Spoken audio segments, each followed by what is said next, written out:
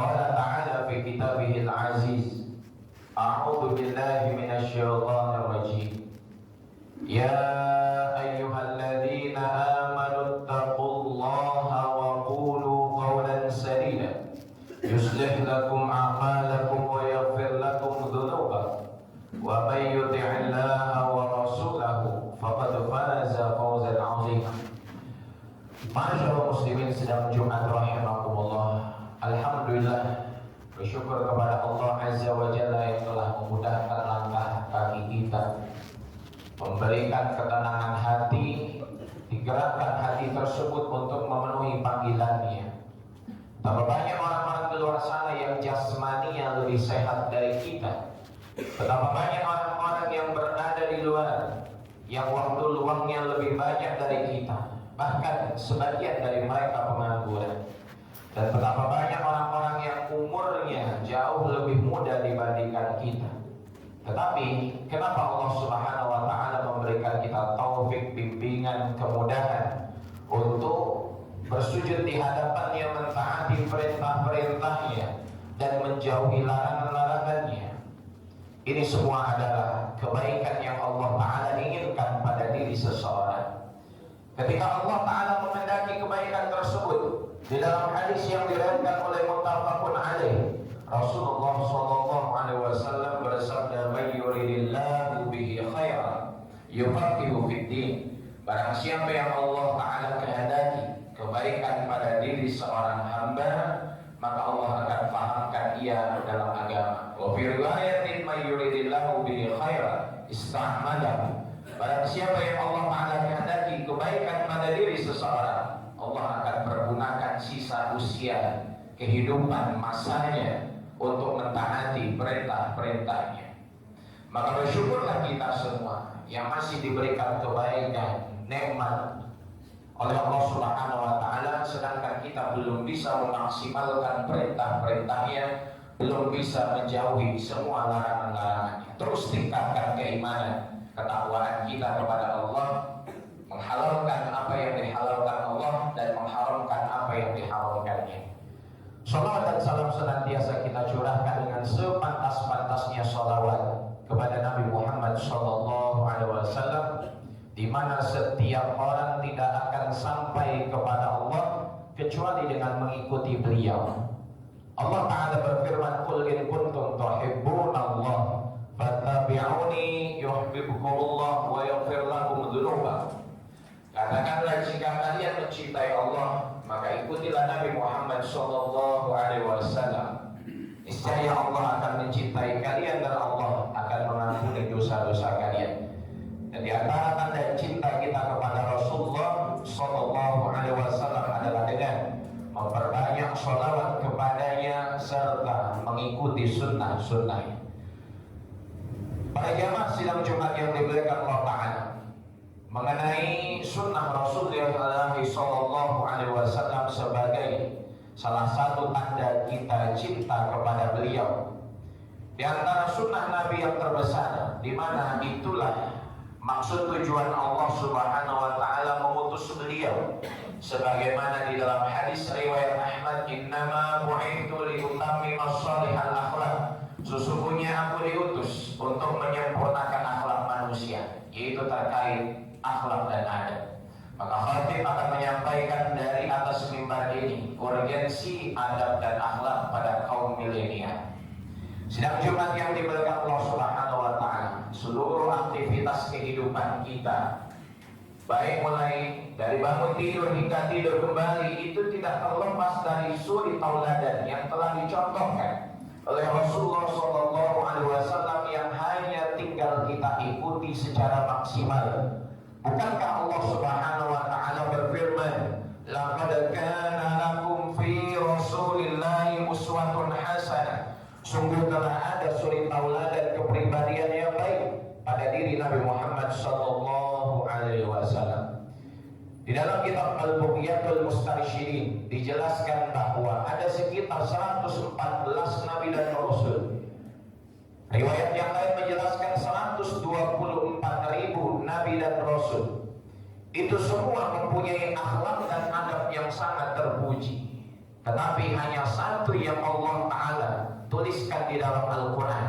Dalam firman-Nya surah Al-Qalam, wa innaka la'ala khuluqin azim, dan sesungguhnya engkau Muhammad berada di atas akhlak yang sangat agung. Betapa penting adab dan akhlak ini dalam kehidupan seorang muslim. Bahkan dia menentukan kebahagiaan di atas dunia dan kejayaan di akhirat. Ulama-ulama terdahulu mereka sukses, baik sukses dalam kehidupan yang memanfaatkan usia dengan sebaik-baiknya, berkah ilmunya sampai saat ini. Itu tidak terlepas dari memprioritaskan adab dan akhlak dalam kehidupannya. Katakan seorang ulama terkenal yang bernama Muhammad bin Ismail bin Ibrahim bin Mughirah bin Bardisbah al-Bukhari. Imam Bukhari menulis satu kitab yang sangat fenomenal, menjadi rujukan kita dalam agama, yaitu Sahihul Bukhari. Dikatakan di dalam kitab Tabaqat Asy-Syafi'iyah Al-Kubra yang ditulis oleh Tajuddin As-Subki bahwa selama 16 tahun beliau menulis Sahihul Bukhari, dan apa yang beliau lakukan ketika setiap hendak menulis hadis, beliau mengedepankan adab dan akhlak dalam penulisannya. Beliau mengatakan bahwa waktu hadisan fi sahih illa tasaltu wa shallaitu rak'atain. Tidaklah aku meletakkan menulis satu hadis dalam sahihku ini kecuali aku bersuci dan melaksanakan 2 rakaat salat sunnah. 7.500 lebih hadis yang termaktub di dalamnya. Kitab yang telah ditulis 1000 tahun lebih lamanya, tetapi seluruh dunia memakainya hingga saat ini. Imam Al-Bukhari sukses dalam kehidupannya karena mengedepankan adab dan akhlak. Betulah tidak terlepas dari bimbingan seorang guru. Guru beliau yang bernama Al-Imam Abdullah ibn Mubarak, seorang pakar dalam bidang hadis. Tahukah kita betapa sulitnya beliau belajar agama, betapa beliau mendahulukan adab dan akhlak dalam pembelajaran sebelum ilmu syariat lainnya. Beliau mengatakan, talabtul adab talatina sana, thumma talabtul ilma 20 sana. Kami mempelajari ilmu adab selama 30 tahun, kemudian kami mempelajari ilmu yang lain 20 tahun. 50 tahun kehidupannya diisi dengan ilmu dan dominan terkait adab dan akhlak.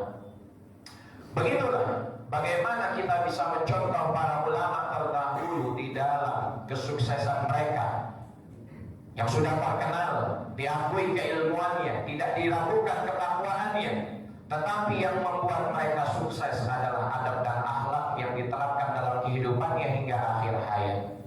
Dan Nabi SAW bersabda, la yu'minu ahadukum hatta yakuna hawahu taba'an lima jitu bih. Tidak sempurna iman salah seorang di antara kalian sehingga kalian tunduk hawa nafsunya kepada yang aku bawa. Dan tentulah kita mesti mengikuti akhlak Nabi SAW. Meskipun di zaman milenial ini akhlak Nabi tidak termakan oleh waktu, tidak hilang dengan zaman, masih sangat relevan.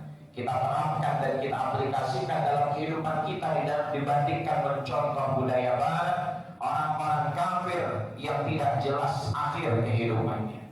Sidang Jumat yang dimuliakan Allah Subhanahu wa taala. Inna min akmalil mu'minina imanan ahsanuhum khuluqan. Di dalam hadis yang diriwayatkan oleh Imam At-Tirmizi, Rasulullah mengaitkan kesempurnaan iman dengan baiknya akhlak seseorang. Sesungguhnya di antara kesempurnaan iman seseorang adalah yang paling baik akhlak. Apa sebenarnya akhlak dan adab ini sehingga begitu penting dalam kehidupan kita dan diprioritaskan oleh para ulama terdahulu? Ada seorang ulama pakar hadis yang bernama Al-Khatib Al-Baghdadi menuliskan dalam kitabnya Al-Jami' li Akhlaqir Rawi bahwa adab itu adalah istima'u khisalil khair fil 'abdi, berkumpulnya kebaikan-kebaikan pada diri seseorang, hal yang semestinya, yang terpuji, hal yang tidak menyelisihi syariat.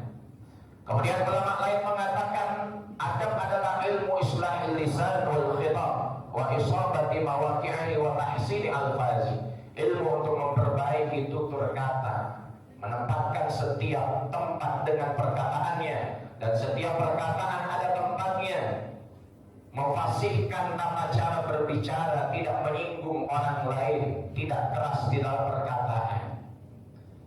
Pentingnya kita mendahulukan adab dan akhlak sebagaimana ulama-ulama terdahulu agar kita juga mendapatkan kejayaan di atas dunia ini.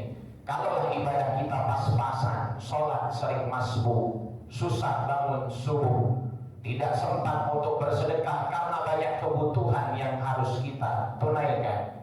Begitu juga jarang sekali kita melaksanakan puasa sunnah, jarang kita membaca Quran dan lain sebagainya. Kalau kebaikan-kebaikan itu belum bisa maksimal, maka maksimalkanlah adab dan akhlak yang sangat mudah kita nampakkan di hadapan orang-orang kaum muslimin ataupun non-muslim. Dan ini termasuk mengagungkan syiar agama Allah Ta'ala. Dan Allah Ta'ala berfirman, wa may yu'azzim sya'airallah fa innaha min taqwal qulub. Dan barang siapa yang mengagungkan syiar-syiar agama Allah, ini datang dari hati yang bertakwa. Dan di dalam hadis dijelaskan, inna atqala ma uzina fi lisanil mu'min yaumal qiyamati khuluqun hasan. Sesungguhnya satu perkara yang akan memberatkan timbangan akhirat seseorang pada hari kiamat nanti adalah akhlak yang baik. Tetapi nyatanya karena seiring berjalan dengan zaman, teknologi yang canggih, dan semua orang bisa mengakses kehidupan orang-orang barat, orang-orang yang tidak seharusnya kita jadikan kiblat. Apa yang terjadi? Rusaklah adab dan akhlak kaum milenial saat ini. Ilmu mereka mungkin tinggi, mereka mempunyai gelar S1, S2, bahkan, tetapi kualitas orang-orang yang hidup pada zaman dahulu terkait adab dan akhlak mereka, orang yang hidup tahun 80, 90-an jauh beradab dan berakhlak dibandingkan anak-anak hari ini. Karena mereka tidak terkontaminasi dengan budaya barat, mereka masih menjunjung tinggi kearifan lokal, dan mereka masih berpedoman kepada para ulama. Oleh sebabnya ini pelajaran yang harus kita pikirkan, bagaimana umat Rasulullah SAW kembali kepada fitrahnya, yaitu menjadi seorang muslim yang sejati, yaitu seorang muslim yang menerapkan Al-Quran dan hadis dalam kehidupannya, seorang muslim yang menerapkan etika dan adab dalam kehidupannya, dan seorang muslim yang sejati adalah al-muslimu man salimal muslimun min lisanihi wa yadihi, yaitu orang muslim yang orang lain terselamatkan dari keburukan lisan dan dari keburukan perbuatannya. Oleh sebab itu, wahai para orang tua, janganlah engkau hanya mementingkan edukasi anakmu. Wahai para orang tua, janganlah engkau hanya melihat tingginya titel pendidikan agama anakmu, tetapi lihat juga terkait adab dan akhlaknya. Karena sekaya apapun mereka, setinggi apapun pangkat mereka, sejauh mana mereka menuntut ilmu, bahkan sampai luar negeri sekalipun, ketika mereka tidak menerapkan adab dan akhlak seperti kepribadian Rasulullah SAW, maka ketahuilah itu awal kehancuran dan akan menjadi tanggung jawab yang besar yang kita semua sebagai orang tua akan dituntut di hadapan Allah Subhanahu wa Ta'ala pada hari kiamat. Oleh karenanya, khatib menghimbau dari atas mimbar ini untuk sama-sama kita mari memperbaiki adab dan akhlak, mari memaksimalkan sunnah-sunnah Rasulullah SAW. Mari kita tunjukkan bahwa kita seorang muslim yang bukan hanya tertulis pada KTP-nya, bukan hanya tertulis pada identitasnya, tetapi seorang muslim yang sejati, yaitu orang muslim yang berakhlakul karimah. Dan sehingga dengan sebab inilah kita bisa menjadi generasi-generasi yang dirindukan oleh Nabi Muhammad SAW.